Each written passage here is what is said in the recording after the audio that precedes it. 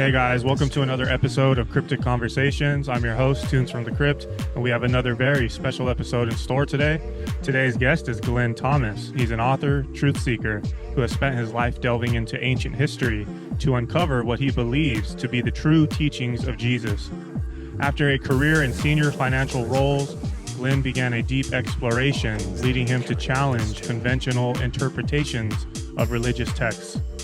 His research, presented in his series, The Truth Will Set You Free, re-examines historical events such as the biblical flood and the mystery of Atlantis through the lens of scientific discoveries and ancient oral traditions. Glyn's journey has led him to question mainstream narratives and seek out the true messages that early Christians may have received before these teachings were altered, and I'm honored to have him with us today, so welcome to the show. Thank you. Thank you for being here. So before we dive into all of the, your research, I like to ask my guests, talk to me about your early life. Where did you grow up and go to school, and what was your family like? Well, my early life was based partly in London and partly in Cardiff, which is South Wales. At a young age, I was very interested in, I suppose you could call it eternity. I had this strange perception that as individuals, we exist throughout time, and that our bodily incarnation is but a moment in that voyage. Wow. So I couldn't explain it, but I had lots of questions. Wow. So ever since a kid, you were just fascinated with eternity. Yeah. I mean, Wow. my local church, I feel very sorry for the pastor, because he got all sorts of daft questions from this snotty-nosed kid. Oh man, I love that. Yeah. As I go along my spiritual journey, I there seems to be a lot of evidence that that's exactly what's going on, right? We're just we reincarnate, we're here to learn lessons, and we, just different incarnations. So that's awesome. So what sparked your fascination with, like, specifically ancient history and religious texts? Right. Well, whilst I was still young, I was very interested in how our universe has evolved, how planets emerged, how life emerged. And I was also fascinated by ancient history, the conventional views about Egypt, Sumer, and so on. Then I entered a period of my career which was categorized by most of the time I was working very long hours, and I had to read an enormous amount of very boring professional stuff, legal, accounting, all that sort of really exciting stuff, So I never had time to read what I wanted to read. I would go through an airport, see an exciting book, buy it, and they just piled up in my study. I never had time. I used to say to people as I got to the end of my career, they said, "What are you going to do?" I said, "Well, when I retire, I'd like to be locked in a library for a couple of years." I didn't do that, but it was close. Okay, so that's when a lot of your research really kicked off, was after you retired, right? That's correct. Yeah, In the yeah, same thing for me as a kid, man. Just such a fascination with space and ancient Egypt, the pyramids, just such a fascination with it. And similar to you, like, I work in marketing, and the corporate world, and it's like it gets kind of, it's like this is not what I'm passionate about. So that's why I'm doing the podcast. And I remember it was years ago where I had this moment where I was like, you know what, like, dude, we literally live in such a amazing time. We live in the age of information with the internet and all Yeah. that. I was like, I need to take advantage of this, like, so I don't watch a lot of sports. I don't watch Netflix and stuff like that. Like, I mean, maybe here and there, but dude, what I do in my off time is, like, I'm literally on YouTube, and I'll just search something up if I'm interested in it, like ancient civilizations, conspiracy theory, spirituality. That's the stuff I watch, and it's like, we literally live in an age of information. Like, people need to take advantage of it. So I think that's exactly what you did, right? And you started your research. So why did you decide to share your findings through the Truth Will Set You Free series? Right, good question. In the first sort of year or two after I retired and I started reading what I wanted to read, I came across so many things that astonished me. And to give you a feel, the difference between what I remember from when I was young and reading, say, 60 years later, some of the changes in the perception of humanity were radical. 60 years earlier, the consensus was that our planet was at the early stages of returning to an ice age. Yeah. There, yeah, you can laugh. Wow. Another view was that, and it was quite widely put, was that our star might be unique in having a set of planets. And this was proof of the blessing of God. We got a slightly different Yeah. view now. So Yeah. those sort of things blows you away. And as I started reading all sorts of things, one of the reason that got me to write was very little to do with the fact I was finding things that astonished me, but most experts, certainly the experts that the media usually refer to when something new or different comes up, are the tenured academics that have a lifelong reputation studying, but they study a terribly narrow chimney and they never look outside. Well, I was very interested in many different disciplines, from cosmology, terraforming, biology, atomic physics, ancient history, right across the spectrum. And what I was finding was that, conventional theory A was blown apart by evidence in different disciplines, which meant it was nonsense. Alternatively, a speculative idea in one area was actually corroborated by information from completely different areas. And that gave me the idea, well, someone's got to write about this. And after a year or two, my wife started getting at me. She said, "Oh, you're making notes everywhere. This is untidy. You tidy it up." And I thought, well, why don't I write a book? That will do two things. It will force me to focus, and I'll have a record of what I've learned. So the first book I wrote within about 2 weeks in outline. And then as I wrote, I thought I will go back and check all the facts, the names, the dates, the sources, so it's right. And that took me like 3 to 6 months because I read so much, and I'd think, where did I read that? So having done that, or as I was doing it, I was thinking, this could be quite an interesting book. Then I thought, do I need an editor? Who's going to publish it? They're going to have lots of questions because compared with the conventional view, my writing may seem like cuckoo. So I thought, I don't want to bother with that. I'll just get it printed. So I just went to a printer, printed it, and gave it to friends. And having done that, I then got a lot of more material that sort of extended the range a bit, and I got into a second book. And people started feeding back to me, wow, you've got to publish this. This is really interesting. So I ended up, to cut a long story short, and I got 5 books. They're sort of chronological. So if anyone's interested in reading them, it sort of makes sense to go sequentially, but it's not mandatory.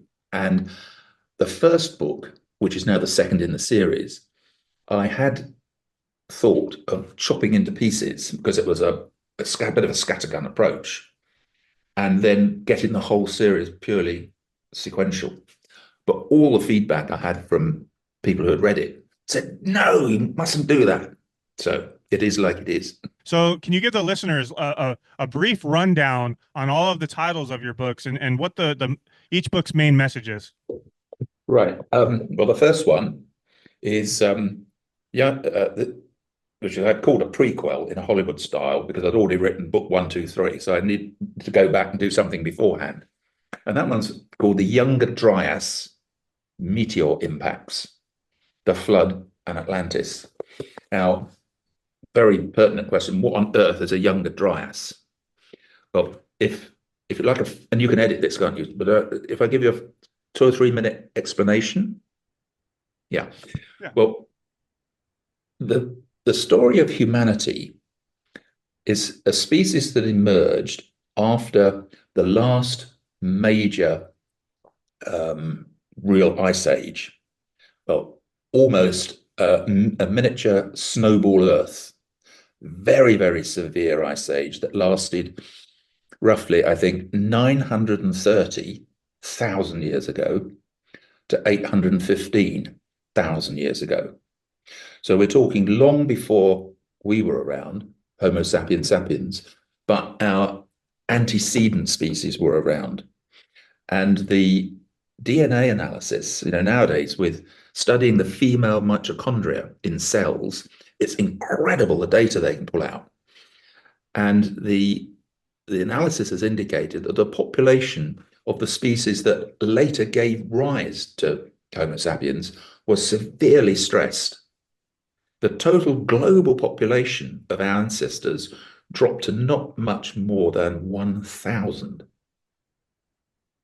I mean, that is, extinction level threat, big. So after that very icy period, we then settled into a nice roller coaster. The different periods, it was around 100,000 years, some were around 50,000 years. The reason was that the combination of our planet's non-circular orbit around the sun, which is perturbed by the motion of our moon and the motion and proximity of other major planets, all exerting a bit of gravitational effect, means that if you look at our orbit, it flexes over time between something closer to circularity and something closer to more elliptical. So combined with the fact that we tilt at about 23 degrees to the stellar plane, that lengthens and shortens the seasons as well. So it is thought that those are the reasons why our climate was oscillating between a relative ice age and a relative warm period. And that worked for a long time, including most of the life of our species. Again, the DNA analysis indicates that we emerged around 175,000 years ago. So we've been through these cycles a few times.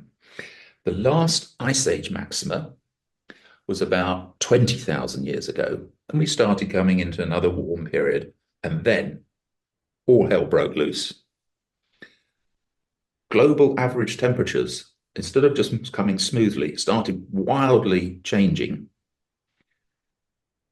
The data, just drawing out the core conclusion from the data, is there's 3 successive periods where global average temperature plunged 8 to 10 degrees centigrade. And then after anything between 500 and 1,000 years, rose again. Each of these 3 periods go by the slightly odd name of oldest Dryas, older Dryas, and younger Dryas. Certain logic to it. The Dryas is an alpine flower that has been found in all the ice cores. That's where the name comes from. But we were very puzzled as to why the global climate was so volatile. I mean, today we fret over the fact that since the start of industrialization, when we started burning vast amounts of coal, over the last, say, 300 years, global average temperatures have risen by 1.5 degrees centigrade. But these periods saw changes of 10 degrees in possibly 10 years. That is dramatic. And nobody knew why. But in this first book, I think I've got massive amount of evidence that identifies the cause. And if you go through it, I think there'll be further news on this next year, giving, I think, even more precise dating. Thinking about it, though, there's only 2 reasons why global climate can change so dramatically in such short order. Either a mega volcano or a meteor impact. Both of them throw enormous amounts of stuff up into the atmosphere, block the sun, temperatures plunge. They can also have the opposite effect, although it's less obvious. But if you have a less explosive, huge magma release that gives off a lot of greenhouse gases, sulfides, carbon-based gases, then that can raise the temperature without obscuring the sun. I mean, you have some. I mean, billions of years ago, there was a sustained and vast slow leakage of lava, which created what are called the Siberian steppes. And it covers like half of Russia in a massive amount of magma that's like kilometers deep. So it obviously went on for a few centuries probably, but that gave off a vast amount of gases that heated the climate without the explosion that blocked the sun. Now, a less clear-cut idea that I think must have accounted for the effect that ended the Younger Dryas is the impact of a meteor comprising materials that created the same kind of greenhouse gas effect. I don't know exactly the chemical composition, but there may be evidence and analysis that can be made that does identify it. So these huge temperature changes, what caused them? This first book is looking now at the evidence for two meteor impacts that caused the beginning and the end of the Younger Dryas. The dates that I think a lot of evidence is pointing to is 10,765 BC for the first one. And I think it impacted something called the Hiawatha Glacier in northwest Greenland. The second one was just off the Greek coast in the Mediterranean and was even bigger. And that was in 9620 BC. I mean, these dates are probably plus minus up to 50 years. The first one, and this is where it leads on to what were basically extinction level events for humanity. These haven't been conventionally named yet. So as I mentioned on my cover, I've named them after the location. So at least people know where to look. So I call them the Hiawatha impact and the Kefalonia impact. Hiawatha the crater was found by NASA in 2018. I think it's 31 kilometers across. I mean, that's quite big. And the meteor, because they've analyzed the sediment flowing out the bottom of the meteor, the glacier, was almost pure iron.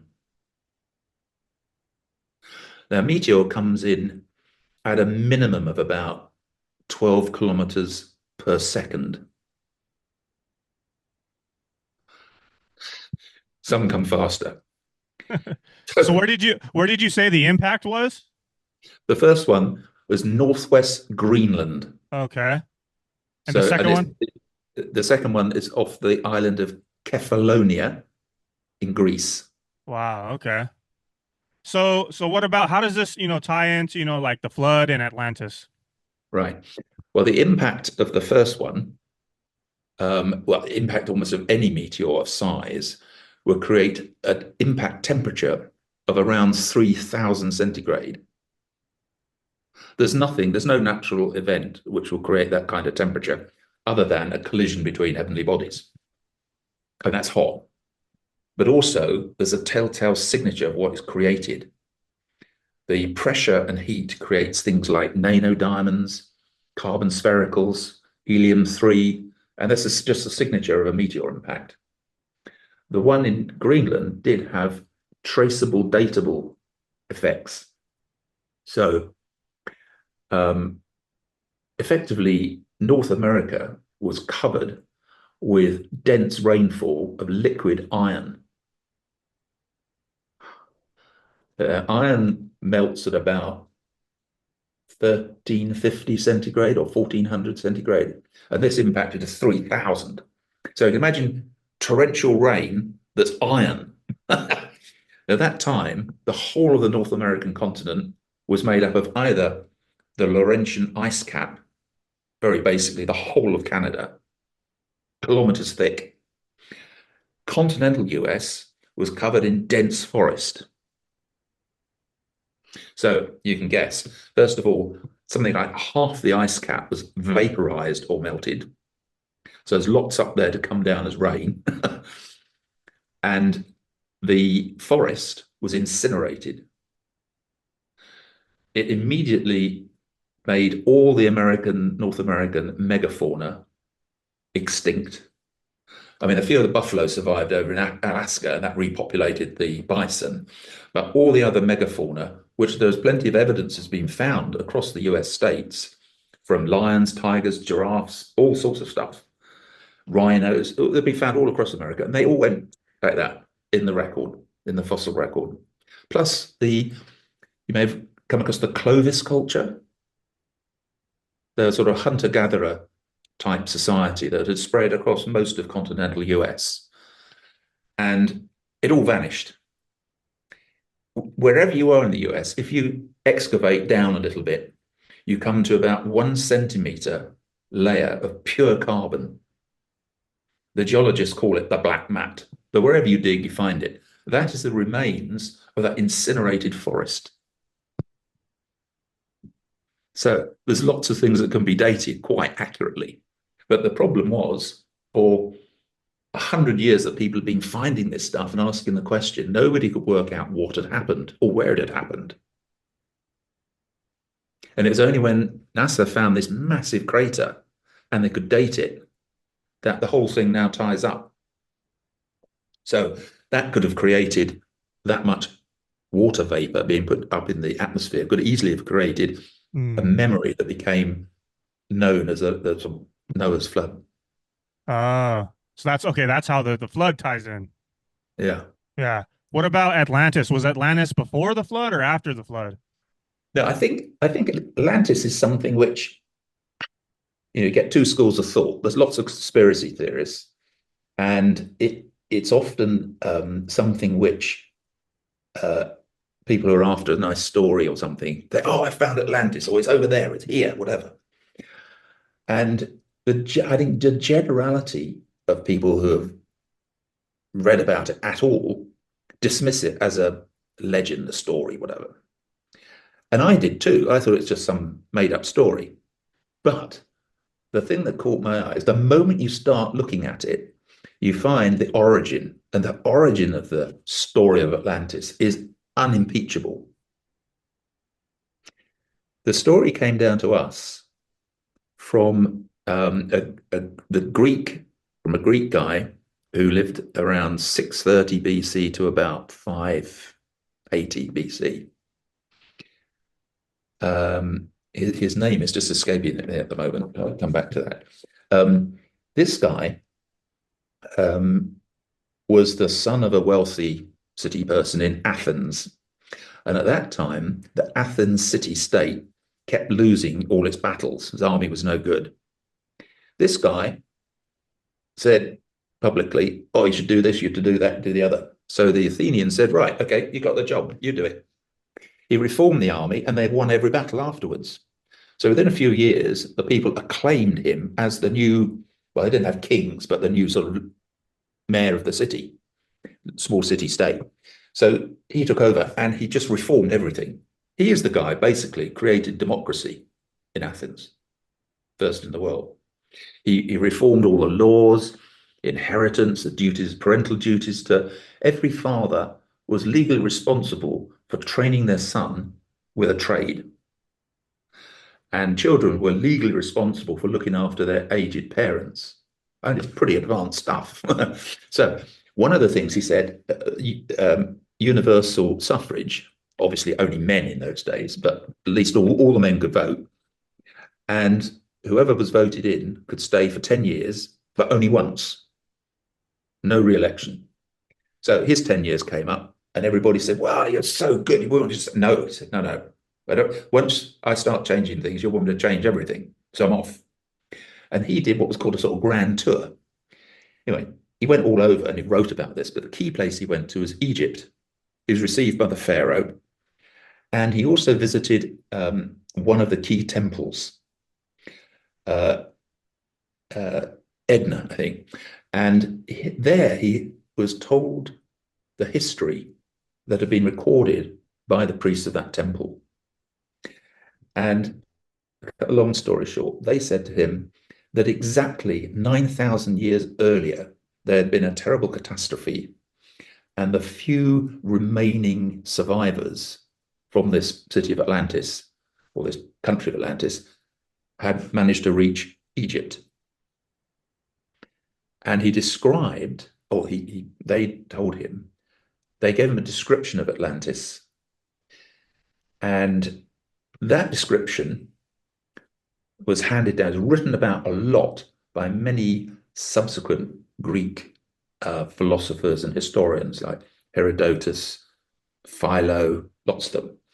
And the story that we don't have the original writing from this guy. It's annoying me now, I can't remember his name. But we have snippets and extracts, lots of them, written by the people who admired him and followed it. So you can piece together what his original description was. And that was that Atlantis lay beyond the Pillars of Hercules. That's basically the narrows for the Mediterranean as you exit into the Atlantic, basically where Gibraltar is. And it then said you go before the wind, or before, you go before. Now, the prevailing current takes you round the west coast of Africa. It doesn't take you out into the ocean. The prevailing current takes you south. He said the Atlantis was this maritime trading culture that had a huge like naval base, which was very distinctive because their docks were circular. Their houses and docks were all with circular walls around them. And they had access to the sea by a seaway to the south. The city was supposed to have luxuriant foliage and gardens and hot springs and everything, and wide fertile plains of both sides, high mountains to the north, and massive trade with everybody. Now, people have sort of taken snippets of that and decided that it's in southern Spain, or it's in the Azores, or it's even in Indonesia, all over the place. But about 1935, a French airman, I think on his own, was flying across Mauritania and saw something absolutely extraordinary. It became known as the Uricat structure. It's a series of sort of concentric circles with lots of salt in the alternate sections.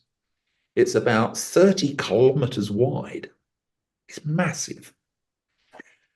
And Google Maps now calls it Atlantis. Mad. It's also known as the Eye of Africa. Now, you think, well, this is mad. People have gone there and examined it. And the first thing that's really amazing is the whole area is down to the bedrock. There's no soil or anything. It's just scraped right down to the bedrock. But the direction of the force that removed everything is from the northeast. Now, if you know your geography, it's near the coast of West Africa. Northeast, you've got a massive Sahara Desert. So what would have come out of the Sahara Desert?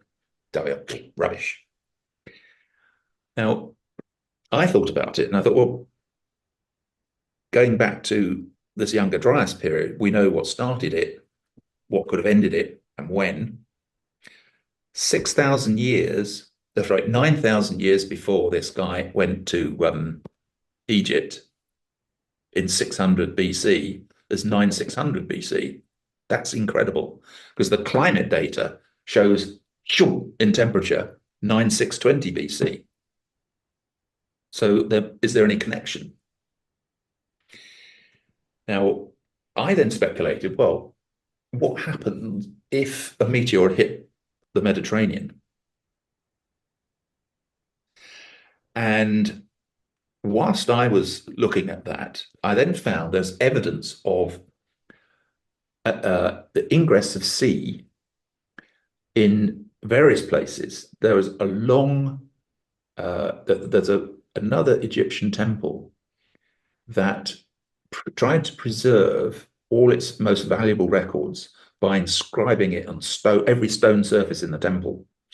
This temple was buried and only refound about 1880 by a French team. And it's been the subject of 2 or 3 decade-long studies to try and copy all these inscriptions and work out what it's saying. It seems to be a book of ancient history. It describes the devastation of Egypt and the slow recovery, rebuilding of farming and everything else, followed by the creation of some of the monuments, particularly what may be the pyramids and the Sphinx, but much more. So you've got various sort of conspirators sort of thinking, well, what's all that about? But the timing is quite interesting because it sort of explains that something could have devastated Egypt about the same time as this other place, which maybe gave rise to the legend of Atlantis, was devastated. Now, if that had happened, there must have been something that hit the Mediterranean, maybe, I said, just east of Sicily. Then I came across information of 2 strange phenomena found in Mali, northern Mali. That's 1,000 kilometers south of the Libyan coast. Both of them suggest, from the dates of things that have happened, that there was a massive amount of seawater in the area, 1,000 miles south of the coast, between around 12,000 and 8,000 BC. Now, how often would you get a tide coming that far south? Once. So then it began to add up. And then had an amazing breakthrough. There's a mining geologist who actually keeps his name out of the public, so maybe because it's an employment thing and he's doing some very, very interesting research while he's working. But he came up with a brilliant idea. He said, first of all, if you look at the moon or we look at Mars, we can see they are covered in craters, so many craters that the craters often overlap. Therefore, our planet has also been hit by a lot of things, but Mars and the moon don't have weather, they don't have sea, they don't have farming. So the impact craters are largely still visible, whereas on this planet, everything's covered up and plowed over and everything. So he said that the easiest way to find older impact craters is under the sea. Okay, you get sediment, but an impact crater, could be hundreds of meters deep. So it takes a long time to get filled in. He said the way you do this is if there's an impact at sea, it churns everything up and it creates a tsunami in all directions, 360 degree. Unless it's an extremely acute angle, then it'd be emphasized one direction rather than another. So when the tsunami hits land, starts rising, it loses speed, and some of the sediment in it precipitates into sand dunes. And in fact, these dunes are because of the mechanics, you get these lovely sickle-shaped crescent sand dunes. So he studied the coastlines and he started looking at North Australia, East Africa, and India. And he found a number of these things. I had some samples and found in these dunes some traces of these nano diamonds and everything else. So he knew it was from a meteor impact, but the alignment of the crescents enabled you to trace back the impact point because the wave spreads out in all directions. So he said there's likely to be an impact point here. X marks the spot. The only trouble was it's 3.8 kilometers deep in the Indian Ocean. So fortunately, there was a survey ship not that far away, and they did him a favor and had a look, and they found this massive impact crater, about like 20 kilometers wide. Now, the beauty of this system is that you can pinpoint where the undersea crater is, but also date it from taking samples from the crescent-shaped sand dunes that the tsunami created. and you can date it fairly accurately. This particular one he found, the first one he found, is called the Burkle impact, after one of the researchers on the team, I think. And it's dated to between 3000 BC and 2800 BC. And they reckon it created a tsunami, probably 200 meters high. Oh, quite an impact. So this guy must have been doing some, had a similar interest to me. And he thought, the story is about, a tsunami washing over Atlantis, going right across the Sahara Desert. This sounds nuts. Well, the first thing is, of course, it wasn't desert in those days. We know climatically it was rainforest, a jungle. Secondly, the study of the coast of North Africa is relatively easy because it's not terribly urbanized. There's lots of desert and bare rock and stuff. So they could find samples to take. And also in parts of Italy and Greece, they found some. Just by doing the desktop exercise, looking at these crescents and the direction that the wave must have come from, they were to trace back, find X. The water's nowhere near as deep. Again, a survey's been taken. They found two craters slightly overlapping. Often an inbound meteor at speed will break up and then two big bits hit. One is 25 kilometers wide. Next to it, there's one 50 kilometers wide. That's an awful lot of meteor. The estimate is the tsunami was at least 800 meters high. That's half a mile. I actually looked, the highest point in the terrain from the coast of Tunisia down between two mountain ranges, the Atlas Mountains and the Haraga Mountains, is only about 250 meters. So it might have slowed down a bit, but there's still plenty to get across that little gap.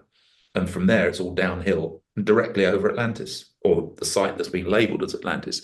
So suddenly, it seemed to make the legend have some basis in fact. Now, that's many would see that as an outrageous claim. But, and I've got half a book full of evidence of things that support it. It's not absolute proof, but I think that the analysis of the residue of the samples from those crescent-shaped sand dunes is likely to be announced in the next 12 months. And my bet is the date's going to be very close to 9620. Now, that will revolutionize things. Wow, yeah, there's so much information to unpack there. I feel like I'm getting a true history lesson here. I'm really enjoying this conversation. So yeah, just to kind of to reemphasize your point. So there were a couple of meteors that hit in that area, and you're saying when that happens, it causes a tsunami, and these tsunamis create dunes, and it's like, and when you look at Africa, North Africa, Egypt, it's all dunes, so that's basically what you're arguing, right? Is that's what caused. It's a special kind of dune where the wave hits land. It slows down quite a bit and would drop quite a lot of sediment. When the sediment drop is quite distinctive in shape, so those dunes can be identified and samples taken. Yeah. And I love how you were describing Atlantis, right? It's like it makes you realize how, there were advanced civilizations in the past, with the Western world, and stuff that I was taught as a kid is like we're advanced, like we're the most advanced. It's like no, like you start doing some research, you start to realize like there were advanced civilizations in the past, So I love this research. So it sounds like everything that you've talked about up to this point, this is the first book, right? So let's start talking about book number 2. Do you want to get through all 5 tonight? I don't know, how much time do you have? Well, I have a bit of time. Okay, so let's give it some, because you can chop things and put them where you want. So the second book in the series is actually the first one I wrote. It's been substantially increased and edited and stuff since. I call it God, Enki, Ra Marduk, and Yahweh, because I'm trying to bring together evidence of known civilizations concepts of a deity and how, in fact, they overlapped a lot. Yeah. So, in a nutshell, my findings of the ancient civilizations and their gods, and I'm talking about really, it can be linked to the conventional view of sort of Egypt and Sumer, and then Babylonians and Assyrians and people like that, and the Israelites for the period up to 2,000 years ago. The subtitle I've got here is Proof of a Divine Creator and Clues to the Real Identity of Yahweh. One challenge I think I face for anyone to have serious interest in what I'm writing is it's very easy, and there are many, many people who take apart the conventional biblical view. And you tend to get either adherents who believe what other men tell them, usually men. This is the word of God. Every word is true. It's completely without error. It is inerrant. Or you get people who are increasingly nowadays very skeptical. And it's got very polarized, I think, with no one in the middle. So in this book, what I've tried to combine is a new definition of God. And most people will think, if you ask someone, try and describe God, they might say, oh, it's Jesus' dad.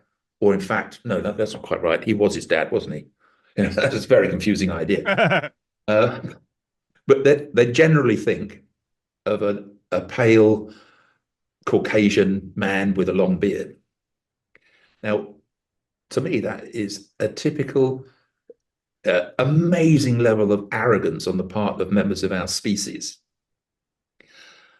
And there are more stars in our galaxy that we can think of. There's supposed to be about 400 billion, and every star we now find has many planets. One way we may become extinct is when Andromeda hits the Milky Way. Andromeda packs a punch because it's got 1 trillion star systems in it. So it will be turbulent even if we don't get hit by something. So why would it defies all logic to suggest that a creator produced all this just for us? There's got to be a bigger story. So what I've done is, and this book starts by trying to look at the basis on which we can say the most fundamental question for mankind, I think, if it starts to think at all, is all of this, everything, is it just a complete accident, or was it something purposefully behind it? That's the number one question, I think. And I think, and I found out afterwards that I'm quite happy with my company. Einstein came to very similar conclusions, as did Spinoza, who was a Dutch Jew from the 17th century. And my conclusion is that by looking deep into atomic physics, we can discover formulae and mathematical constants that are beyond any possibility of being accidental. Things, people have found about 60 of these amazing numbers, 3 of which are to the power of 37 or greater. The power of 37. It's just, even just one simple one is the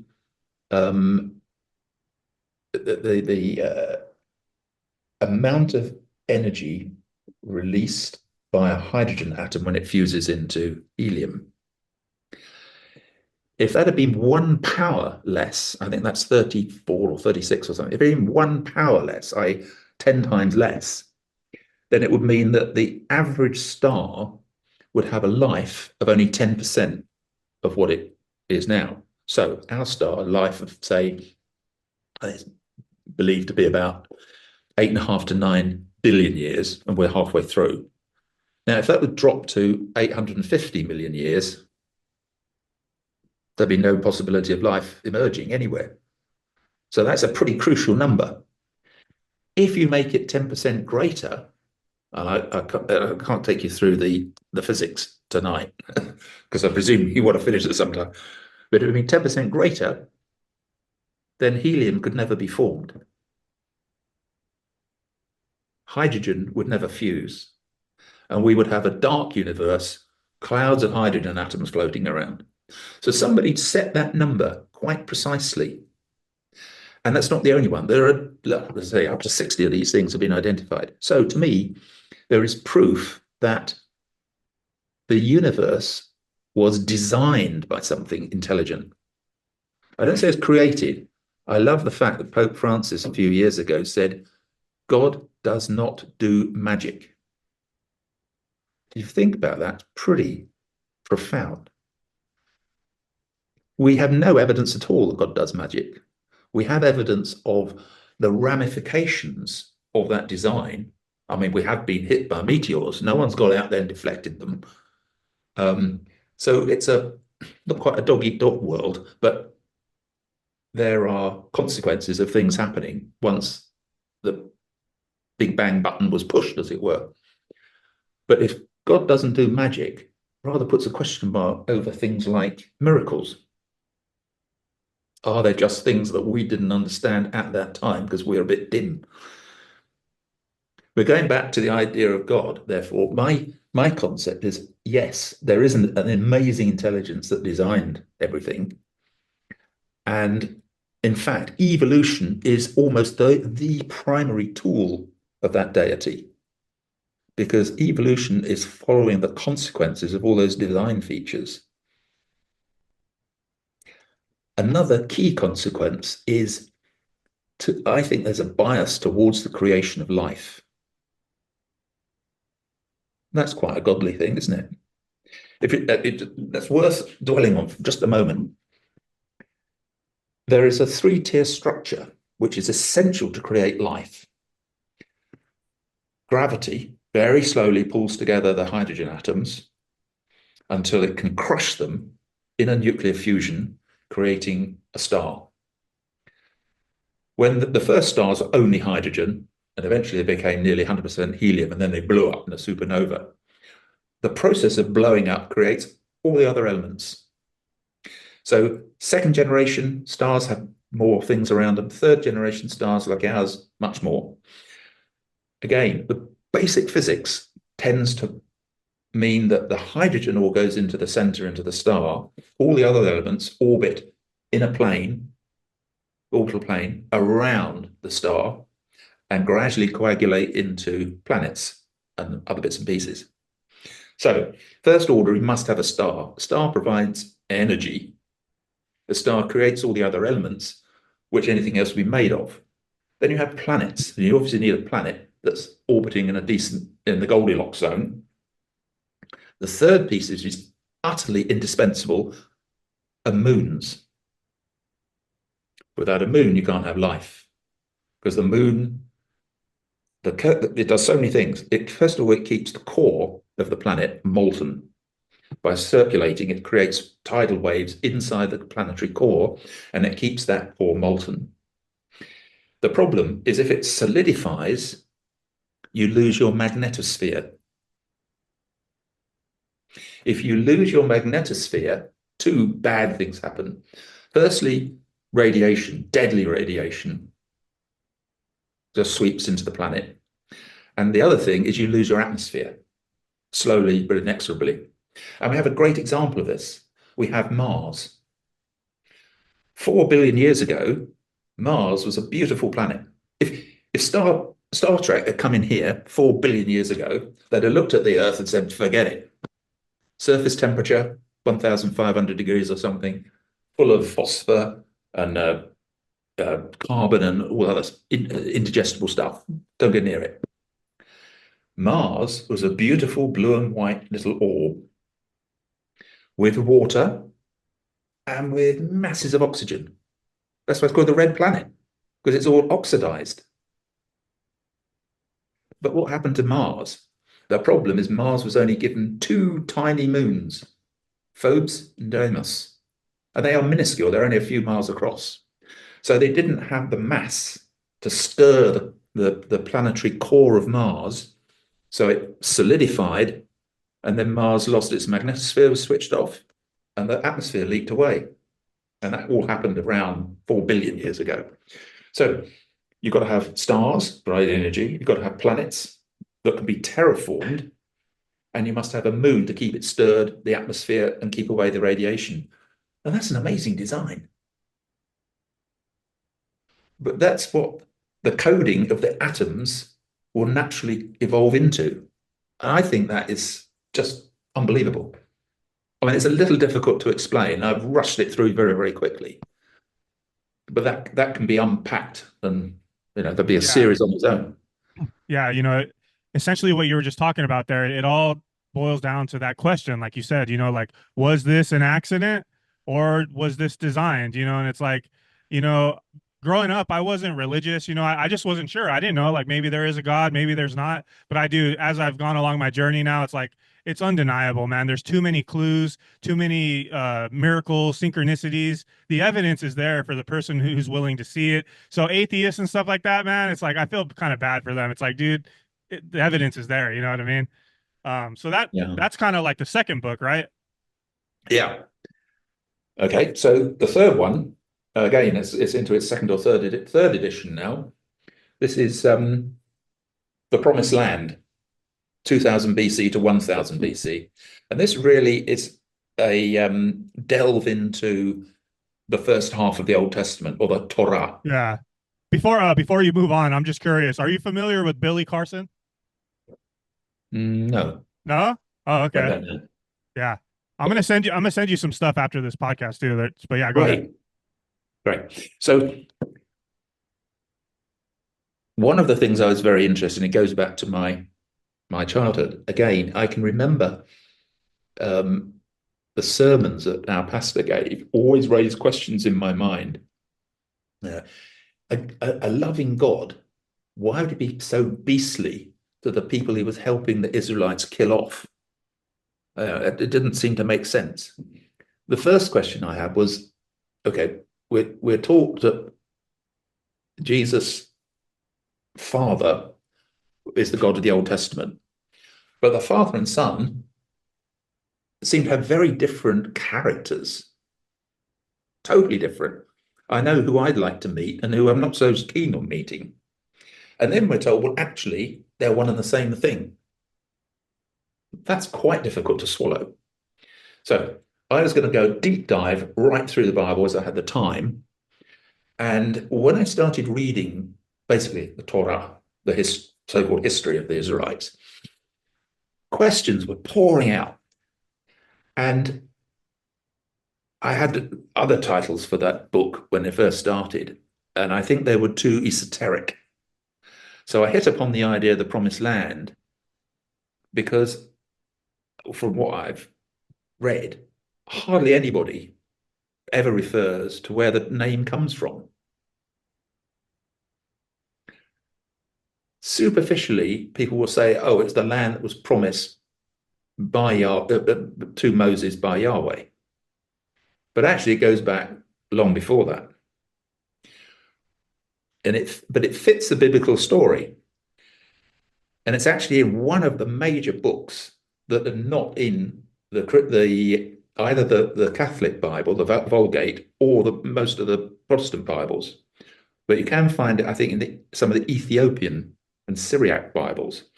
And that's the Book of Jubilees. The Book of Jubilees explains it. What happened was after Noah and his three sons emerged from the ark, they were given different geographical areas of influence. Shem was basically given what became Sumer and the areas to the around that. Japhet was given what became the Indo-European people, sort of Turkey and across. And Ham was given Africa. When Ham was going south along the Way of Horus, a very, very ancient road, running down the coast of Israel now. They got to about Lebanon, and one of Ham's sons, Canaan, looked around and he saw the cedar trees in Lebanon and he saw the nice fields and fig trees and stuff. And he said, "Oh no, I'm sitting on this cart. I'm going to hop off here. I'm going to stay here." And in the book of Jubilees, it explains that his brothers and his father, I mean, in those days, they didn't seem to care much about the females involved, all tried to persuade him, "Don't stay here. You will be forever cursed, because this land is land promised to the people of Shem, not us. You should stay with us and go down into Egypt, because all of that down there is for us." But Canaan didn't take the advice and he stayed. So that's where the idea of the promised land comes from, which makes a lot more sense than the biblical stories around Canaan saw his father Ham naked, and his brothers reported it to his father, and then God said not that Canaan would be punished, but his offspring would be punished. Has no guy ever seen his father naked? I mean, what's all the big deal? It's that really doesn't make sense.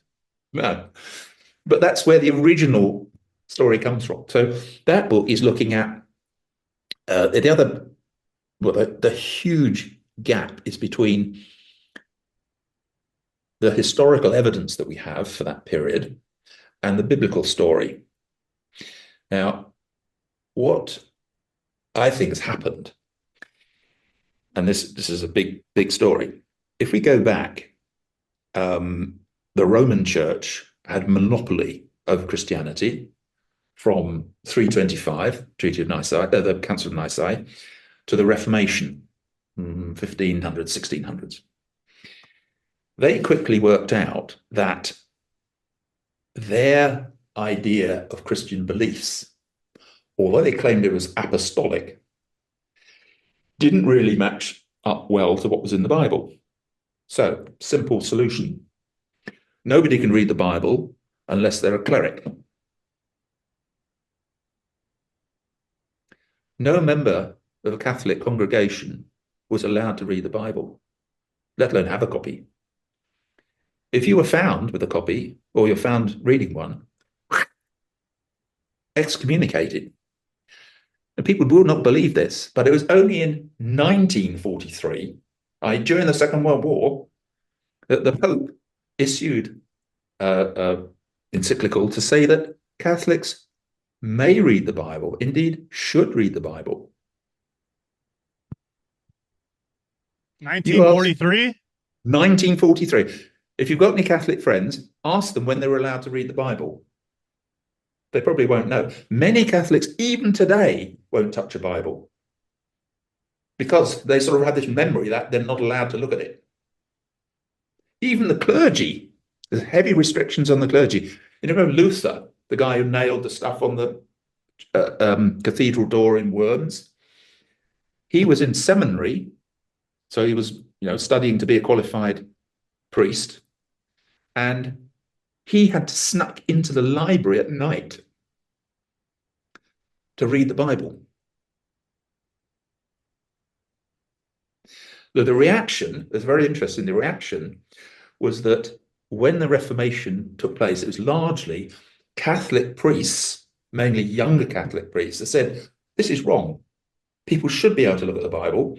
And the problem we have is that what it says in the Bible contradicts what we say is the dogma. So the big slogan for the Reformation was sola scriptura, only scripture. So dogma had to be supported by scripture, but further problems. The Protestants assumed that despite the fact the Catholic Church had monopoly control over the Bible for 1,200 years, they had preserved it perfectly. I think that was a lazy assumption. And a good example of that not only was it a heinous crime to read the Bible, if you translated the Bible, even if you're a cleric, when Henry VIII, the one with all the wives, he had problems because the Vatican wouldn't agree to all his divorces he wanted. So what he did, he didn't break away from Rome in the terms of he wanted a different version of the religion. He just wanted to nationalize it in England. So he created an English Catholic Church. Henry VIII was still burning what he said were heretics, people who had read the Bible, or like William Tyndale, who did one of the first translations of the Bible into English. He was burnt at the stake by Henry VIII because it was a heresy to translate the Bible. Roll forward about 100 years, James I of England, by this time, it was becoming obvious that if you're going to have an English church headed by an English monarch, it'd be a good idea to have the text in English. So he authorized or commissioned a translation, the famous King James Version. And I think most of the bishops in the UK were brought in to do this work. And they were told, get the best original documents you can. So they tossed aside the Vulgate, which was called the Vulgate because it was a vulgar translation. All Catholic experts will conform to that. And went for older Greek manuscripts in the language that the New Testament was originally written in. They also went to the Hebrew texts, the Masoretic texts that were written in Babylon around 800 to 900 AD. So these were not the original, but these were the new set of Hebrew texts, because the Jews had rejected the Septuagint that had been taken over by the Christians and badly translated from Greek into Latin went into the Vulgate. So the King James Commission then went to the newer Masoretic texts from Babylon. So that all seems straightforward. They should get closer to the original, right? Because they're using old ancient Greek manuscripts. But there was a little proviso in the instructions. It said, do the best translation you can, except if you come across something that contradicts our dogma, change the translation so it supports our dogma.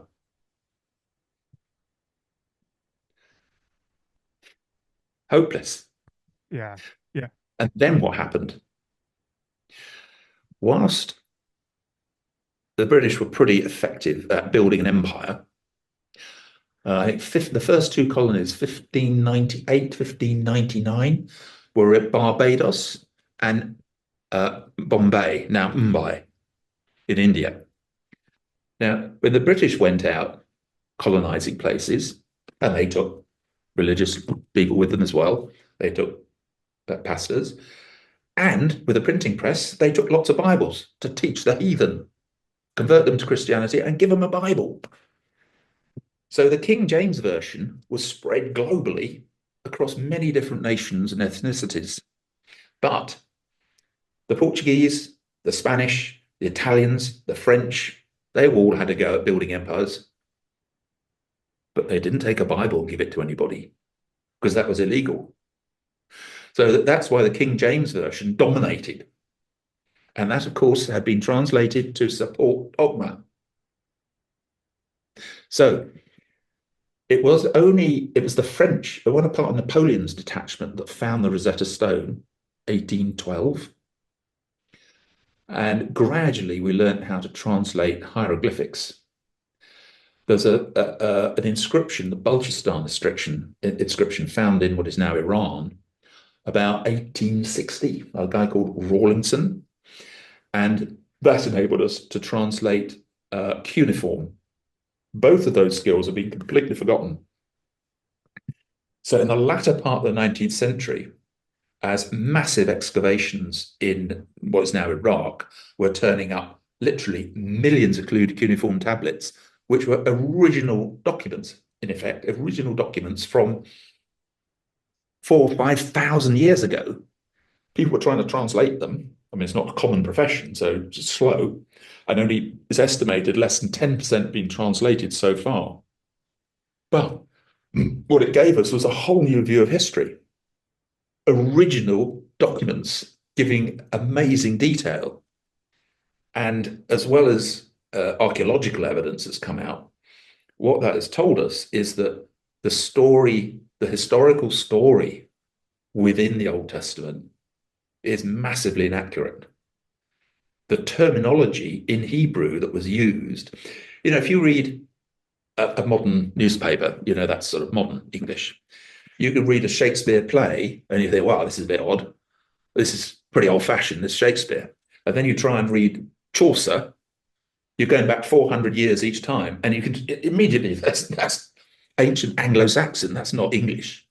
In the same way, Jews can read parts of the Torah. I think that's the language of Babylon. That's classical Hebrew. Most of the Torah was written in Babylon between 590 and 550 or something BC. No, they didn't have internet. They didn't have record books or anything else. They only had oral history. And indeed, one very interesting aspect, if you read Genesis carefully, there's about 10 or 12 places where key stories are actually repeated twice, slightly different versions. You might have read that and the verses are muddled up or something. But what I think it represents is that when Nebuchadnezzar took the greater part of Judah from Jerusalem to Babylon, one of the main purposes we've now found documented is that, again, because these clay tablets, they last forever, literally. Nebuchadnezzar had in his library the original plans for the construction of the first Babylonian empires, magnificent gardens and palaces and stuff. And he wanted the architects and stonemasons and everybody else that he got from Jerusalem to help his team to rebuild using these old documented evidence of how they were built. So he put the elite from Judah into his library to work. And what would they have found there? The most popular book of the time, which is now known by its opening phrase, the Enuma Elish, When in the Heights. And this is effectively the story of which Genesis is like a short executive summary. In reality, I think it's a synopsis of the history of our planet, not even our solar system, far away, not our galaxy and not the universe, but a very local little history. And that is why I think, faced with they got the oral memory of the story, and then they read something that sounds awfully similar, they just thought, for the avoidance of doubt, we'll put both in. So many aspects of early Genesis, you've got two versions of everything. So I think there's an enormous gap that's opened up between the history that conventionally was accepted when the only source was the Bible and what we found over the last couple of 100 years, which is quite different. Well, 100, 100 years. Yeah, this is fascinating. So what do you call it? So basically the main thing we should discuss is like the Council of Nicaea, right? That's where the teachings were altered, right? Can you talk a little bit more about that? Yeah, I think actually the alteration started before that. And usefully for theological debate is captured in the Bible itself. In the Acts of the Apostles, there are, I think, 3 references to the leaders of the church after Jesus left. He put his brother James in charge, and Peter was quite involved as well. They called Paul back to Jerusalem because they had heard he was teaching a different religion. He was not teaching what the master taught. Now, it doesn't say Jesus said this and you're saying that. And it survived, 1,500 years under the control of the Church of Rome. So we're lucky that it's got at least that reference left. And what I did, I thought, right, okay, let's go through the Gospels and what we can discern as Jesus' teaching there. And what can we discern as a teaching from Paul? Paul's letters, because of his training, are very good at laying out the arguments for beliefs. You know, he adopted a sort of Greek style of oratory, where you advance an argument through various stages, you lay out 3 points supporting a conclusion, and then you go to the next one and so on. So it's very organized, almost paralegal in the way he does it. So let me ask you too. So why do you think the teachings were altered? I think the alterations by Paul may have been derived from easier marketing. I mean, barefaced, the story of Jesus probably doesn't sound too good. Yeah, he failed. He was supposed to be the king, but he never won a battle. And then he got killed and he disappeared. So I think there may have been an element of that behind Paul's thinking. I think Paul, he was earnest and thought he was righteous, etc. But there's an awful lot of other pointers. One of the most interesting things is, and this takes us to edge in some of the other books as well, having found this difference between the Bible and the dogma for the Catholic Church, I then delved into where did the dogma come from? Because the Catholic Church is very good. There's something called the Catholic Catechism, which all Catholics are supposed to study. It's a massive tome, and it sets out in enormous detail the origin of almost every little phrase in all the key beliefs. The creeds, the main prayers, all those sorts of things. But the interesting thing is, whilst the church says its teaching is apostolic, and you think that means it's come from the apostles, presumably they spent 3 years with Jesus, so they ought to have remembered it right. When you go through the document, and it's 75% of it is citations. So every little phrase, there's like half a page saying where the words came from, how they're supported and so forth, which is very, very interesting.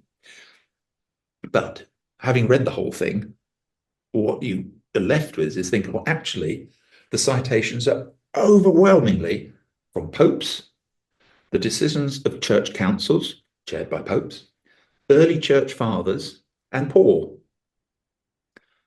Other original apostles and Jesus, they barely get a look in. So how can you claim it is apostolic? It's papal more than anything else. But anyway, that's a slight set. So what that got me to think was, and I think there have been many popes, certainly recent ones, who I think are trying to do the right thing. They put coded messages in, which are very, very revealing. Even the Catholic Catechism reveals amazing things. Like, are you sitting down? Jesus never died. Okay. That's quite logical, but how can God die? But when you read that, I've read it 3 times. What?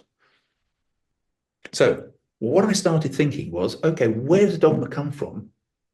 And the other thing that intrigued me was so many things were declared heretical. So I searched out all the books that have been declared heretical in church councils, and then tried to find records of all the heretical books that have been found. And that opened up a number of amazing things, and I think led me back to what Jesus' original teaching was. Before explaining that in detail, and tell me if you get too much material, if we go back to the context in which Jesus taught, it's very revealing. It's also very puzzling. The historical belief in both Egypt and Sumer, and indeed around the world, all the other cultures across India and even China, the belief was human beings comprised a body housing a dual spiritual component, a spirit and a soul. All of those cultures had distinct words for the spirit and the soul, with distinct meanings that were very, very close to each other. The Israelites also had that, the Ruah and the Nepesh. And the Jewish belief, well, the difference between, there's a key difference between the Egyptian and the Sumerian. The Egyptians believed that the two spiritual components, the spirit and the soul, could be reunited if you were good. Key thing, the Book of the Dead, when you crossed the river Styx, you had to recite, something that sounds awfully like the Ten Commandments, although it's in the negative. I have not killed anyone. I've not despoiled my neighbour's wife or my neighbour's car or my neighbour's donkey or anything. And you think, well, where did that come from? But the Sumerian view was that the soul that's it after your earthly life. And surprise, surprise, what do the Jews believe? Via Abraham, that was amazingly passed down. So the Jewish belief was that the spirit is of God, from God, and at death returns to God. That is our free will. It gives us the power to do good, but it also gives us the power to do evil. And how we are judged is how we use our free will. On the other hand, the spirit, the soul, is our personality, is our characteristics, our memories, it's us. And the Jewish belief was that at death goes into a deep, dark chasm in the earth, which they called Sheol. Now, Sheol is always translated into a variety of things when the Bible's translated into English, but never kept as Sheol. So you have to do the research to find out. It's mentioned, I think, 68 times in the Torah. So it's a key aspect.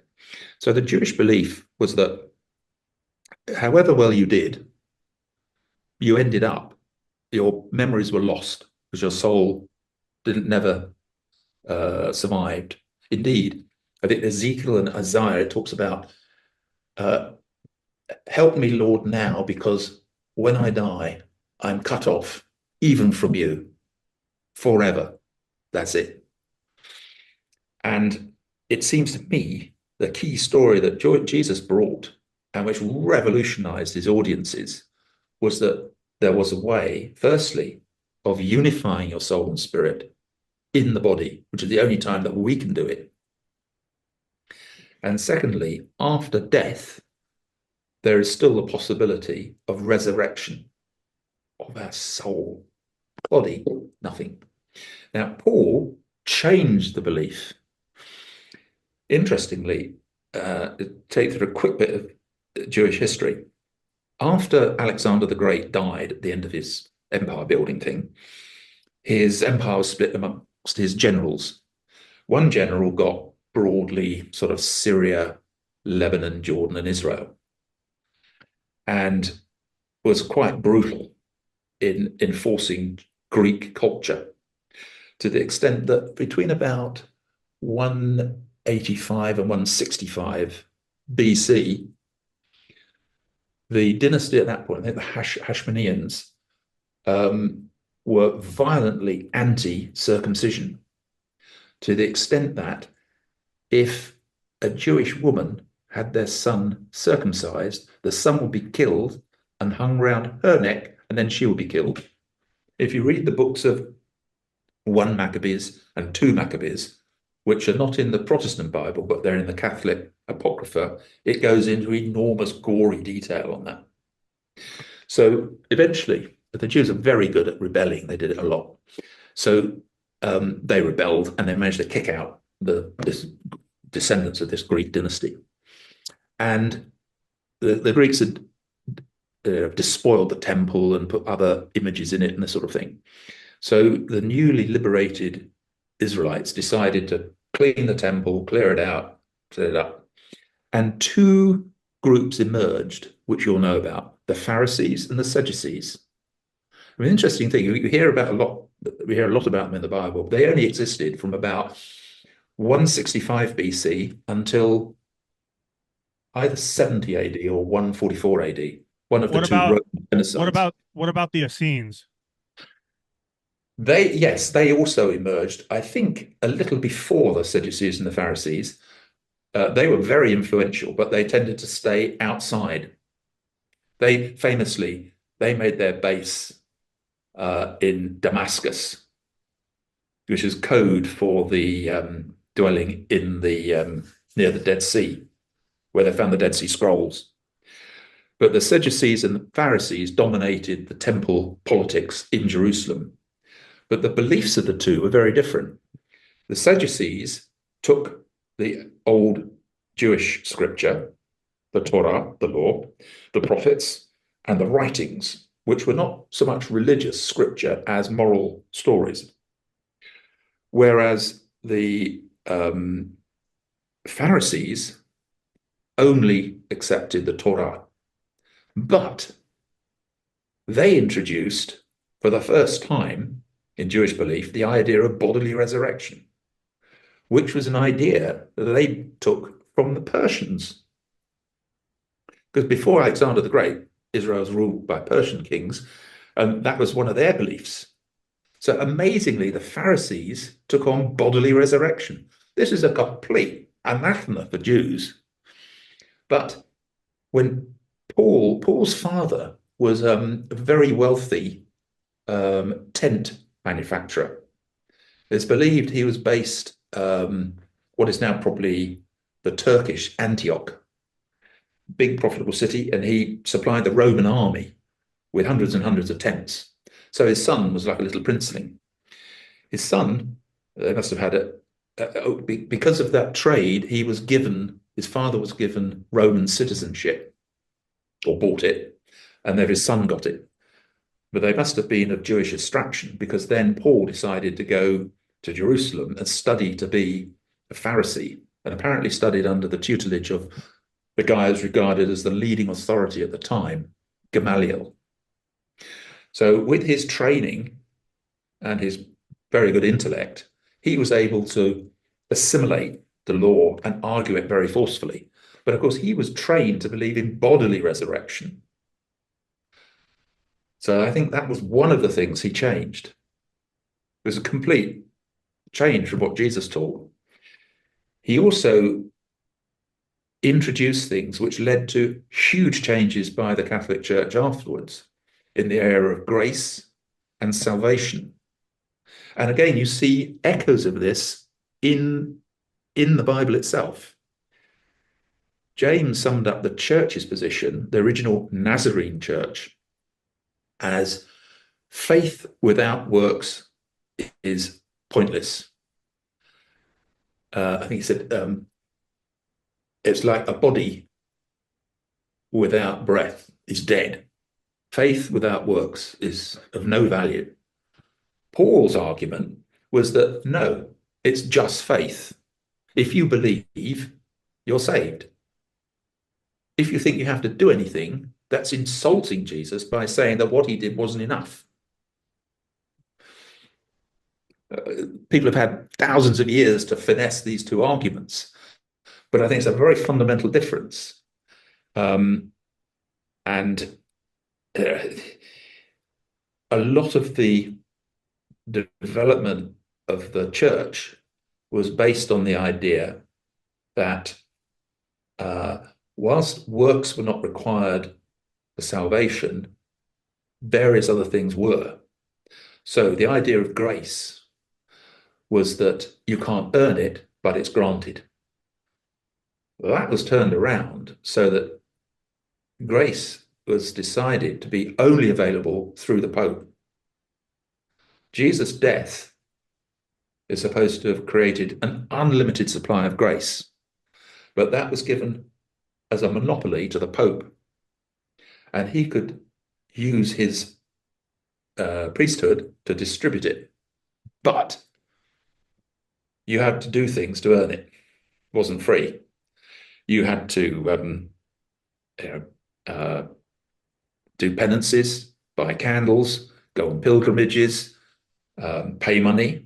Somebody had the idea that, well, as well as just doing menial things, why don't we just sell grace? And they called it indulgences eventually. That's the greatest marketing idea our species has ever come up with. And in fact, if you visit churches in particularly Spain and Portugal that uh, managed to take all the gold from South American civilizations, you'll see how effective it is. You go into a church in Spain, but every wall is covered in gold. Absolutely unbelievable. You need sunglasses almost. The idea being, because there's three kinds of sin. Oh, sorry, I've got a question. No, yeah. So that ties into this concept of resurrection, right? Like, and the Egyptians, right? They believed in that, right? Like that's why they would, mummify the bodies, right? Because Yeah. yeah. So in your notes in the email that you sent me, you said you want to talk about like resurrection versus reincarnation. So yeah, elaborate on that a little bit. Right. I mean, that's a pretty big subject. Well, let's try and tackle it. Um, Resurrection, in a theological sense, is based upon the example of Jesus. Because, oh, what about Lazarus? Well, in fact, Lazarus is a little story, and I think there's strong evidence that that was an ancient belief, ancient legend that was just stitched into the gospel. Nothing to do with Jesus at all. There's a couple of things where the use of names and places and people is almost a carbon copy of a belief that we have documented evidence existed hundreds or thousands of years before. For some reason, they just decided to copy it. If you want to, we can come back and I'll give you another example, which is a bit shorter and easier to explain, but even more dramatic. Going back to resurrection versus reincarnation. So with that example that we're taught, if you like, Jesus was resurrected, but he came back with all his wounds. Do we want to come back like that? If you're old and decrepit, do you really want your old body back? It makes no sense. Why do we need a body in a spiritual existence? Maybe we'd like a new one, but that's not resurrection. That's reincarnation. The church focused on you get your old body back, which is why you had to be buried in hallowed ground. If it wasn't ground marked out by the church as a cemetery, then at the great event in the future, you would not be resurrected. Which is why you go to any Catholic church, one that's got, big grounds or something, or is out in the country, you will find a few very meager, solitary graves on the other side of the cemetery wall.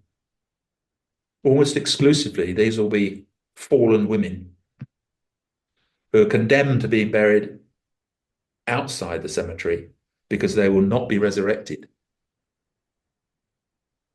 Imagine the psychological damage to them, their families, whatever. I mean, unbelievable. And then, of course, if you're a heretic, you've got these three levels of sin. So base level sin, entry level sin, if you like, it's called a venal sin. And that's the sort of thing we might do every day. But we can get out of that by just talking to our ordinary, our priest in confession. And he'll say, okay, 10 Hail Marys, 5 candles, go to Lourdes if you've done something really bad. Fine, done. Then you've got mortal sins. And as the name suggests, that's a big deal. Technically, most of the time, the church said, well, we can't do anything about that. That's dealt with upstairs. But you will be tortured in purgatory for at least 1,000 years or whatever, some very long period. And the third level is you have heresy.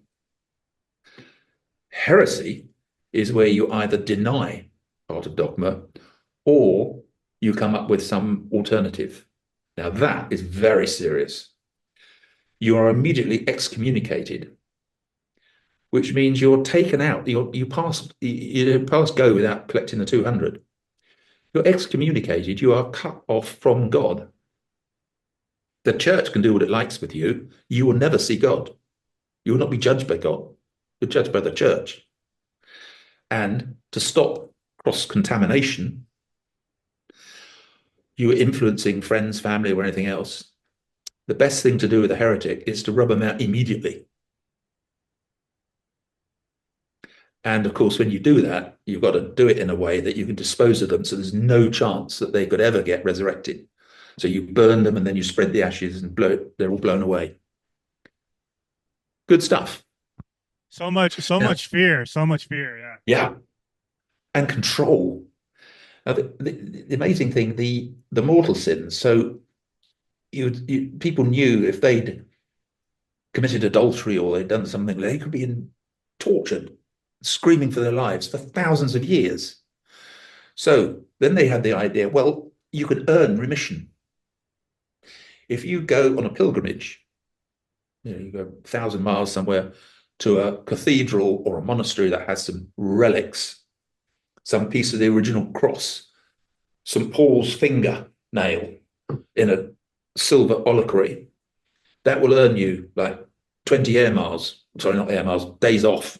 So you had to go around looking at all these things. It's amazing. In Luther's memoirs, he says he was getting some doubts and concerns. And then he was called to Rome on official business. I'm not sure what, I can't remember the detail, but he went to Rome and he had a few days off whilst he was waiting for the audience with the senior cardinal.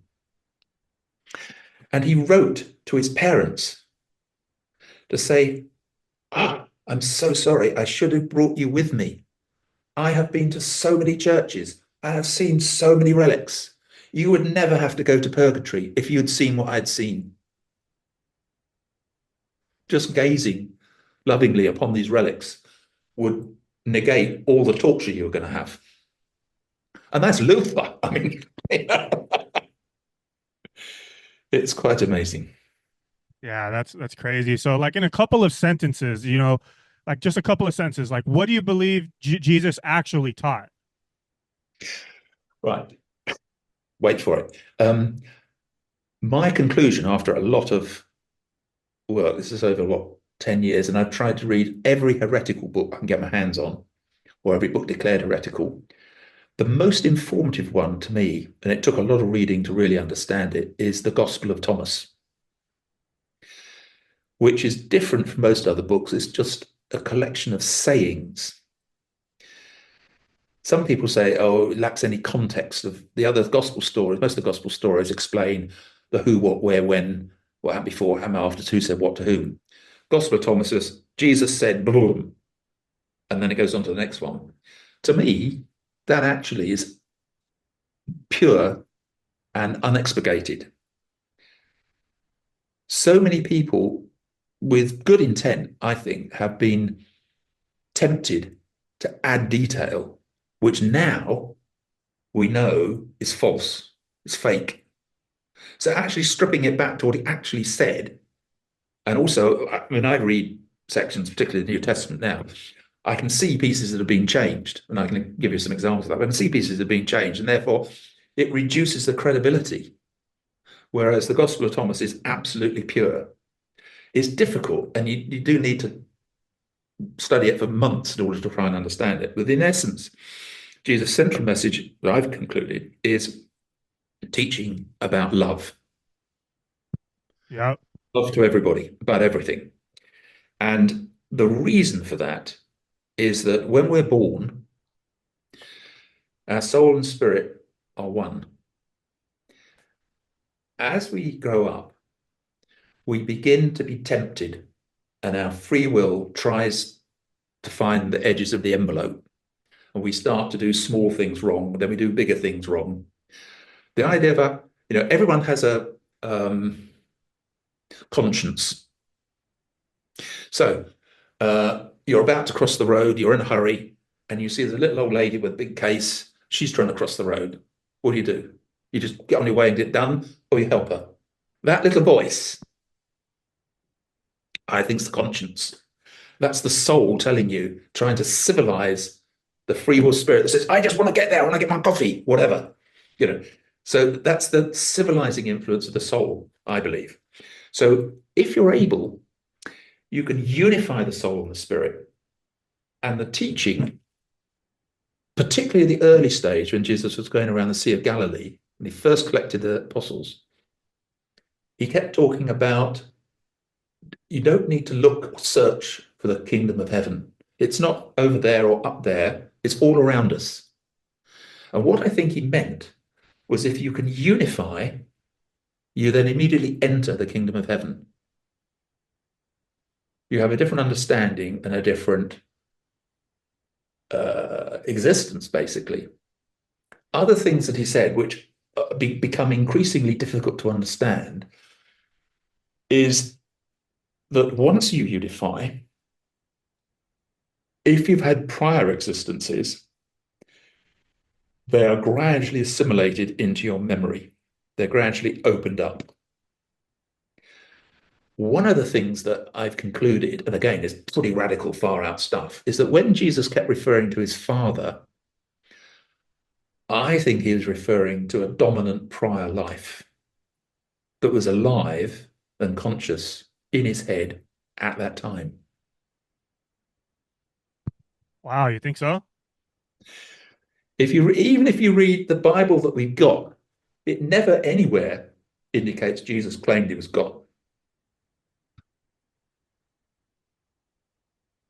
He also indicates that he and God are quite different. God is spirit.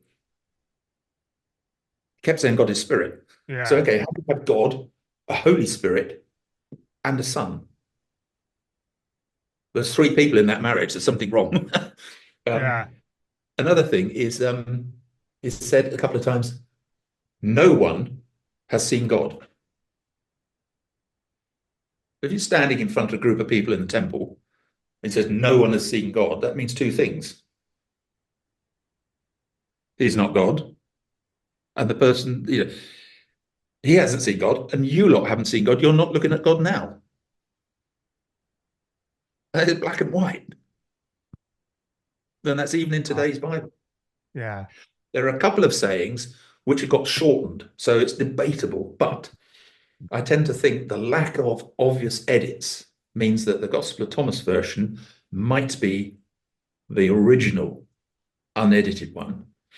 When Jesus says, look at that coin, whose head is on it? And the answer is Caesar's. And he says, render unto Caesar what is Caesar's. Render unto God what is God. In the Gospel of Thomas, it says, and render unto me what is mine. Wow. There's also the thing about blasphemy. And these are all clear, short, punchy points. And I've never met anyone who can convincingly, they come up with the most amazing sort of explanations. You think, really? He said, if you blaspheme me, I will forgive you. That's pretty generous. But it goes on. If you blaspheme my father, he will forgive you. Now think, if his father's alive in his head, it's actually his father speaking. But if you blaspheme the spirit, you will never be forgiven on earth or in heaven. God is spirit. Now, that disrupts so much dogma, just those few sayings. And they're short, punchy, and pretty unambiguous. Yeah. Have you found any evidence, from the little bit of research that I've done, is like that he probably actually was studying like the mystic arts in India and stuff like that for a brief time? Yes, there are indications, but I tend to be, I wouldn't say suspicious, but I look for hard evidence rather than flaky evidence. Because if I get into a discussion, I want to point to things which are pretty hard in favor of what I'm suggesting. On the basis, if I'm allowing anyone to buy a book that's got what I've said, I want it to be Yeah. as to the best of my belief. Yeah. Whereas the idea of India, there are a number of very interesting things. I agree.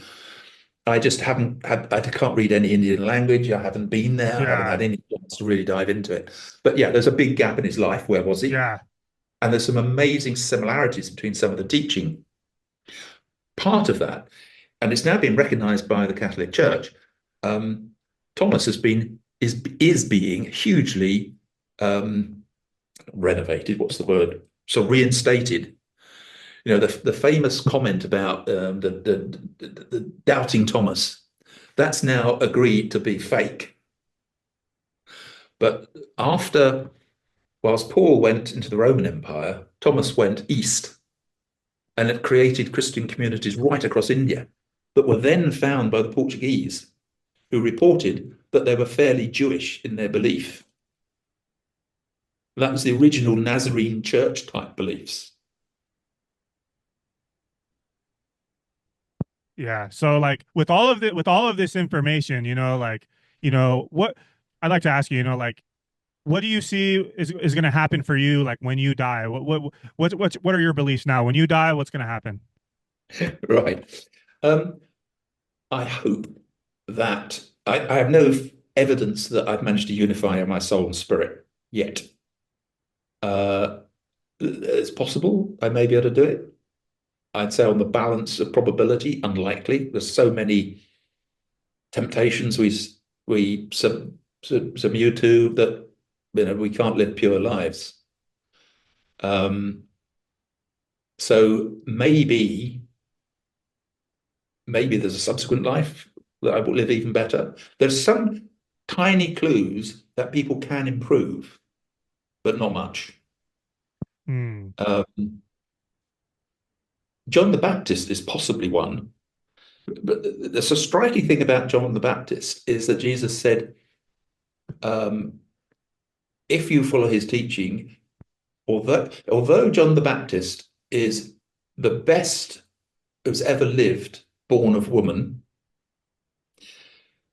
there's a possibility that you can be better than him. Any of you can be better than him if you unify. Now, sorry, there's a coding in there. It's very clear from the heretical books that were banned and burned. When Jesus says, I'm a son of man, he means I'm a reincarnation. I was reincarnated, united. I had united in a prior life. I'd been here before. Whereas those born of women do not remember their prior lives, and they're disunited. Wow. Again, there's some very interesting sayings. There's one famous one. After preaching, Jesus says, and he goes back with, it says he retires with his disciples, and he says to them, and people say I'm this, that, and the other. Who do you say I am? You remember that bit? And four or five reply. One says you're a reincarnation of Elijah. Another one says you're a reincarnation of Isaiah. Another one says you're a reincarnation of John the Baptist. Although that would seem a bit odd. And then they've got, I think, Peter saying, no, you are the Messiah, the Son of God. And that's so clearly a 4th century edit. No one in Israel would have said Messiah, Son of God. It's oxymoron. You cannot be both. I mean, your DNA would be completely mucked up. And again, a very simple core fact, which hardly any Christians know. There were always messiahs. There was always 2 messiahs. The heir apparent to the high priest was Messiah. He was the priest Messiah. He was a senior Messiah. The crown prince, the heir to the kingdom, was a Messiah. He was the king Messiah. But unfortunately, the Roman Church didn't understand that at all. They never got that bit. So many Catholics, or many Christians, I think, will think, oh, Mr. J. Christ, yeah. They think Christ is like the surname. It's astonishing. Yeah, there's so many connections between your work and Billy Carson, Forbidden Knowledge. I'm gonna send you his stuff. I'm Yeah, surprised you please haven't do. I'm surprised you haven't heard of him. Yeah, there's so many connections and yeah, so I'd like to ask you, so like you've obviously done a lot of research and it's making me I think I need to read all of your books now. Like you've done all of the research. So finally, like if the listeners could take away just one thing from your work, what would you hope that it would be? First of all, I think there's hope. There's always think there's great hope. I'm not sure that the designer, the ultimate designer, had a clear idea about humanity. We have given plenty of grounds for us to be forgotten and ignored because our behavior has not been very good, frankly. To the extent that Jesus was sent here, maybe sent again, have we lived up to the second chance? Not sure about that. Not sure at all. Can we be saved? I think the power for Savior, our salvation, doesn't lie anywhere else. It lies inside ourselves. We are our own salvation.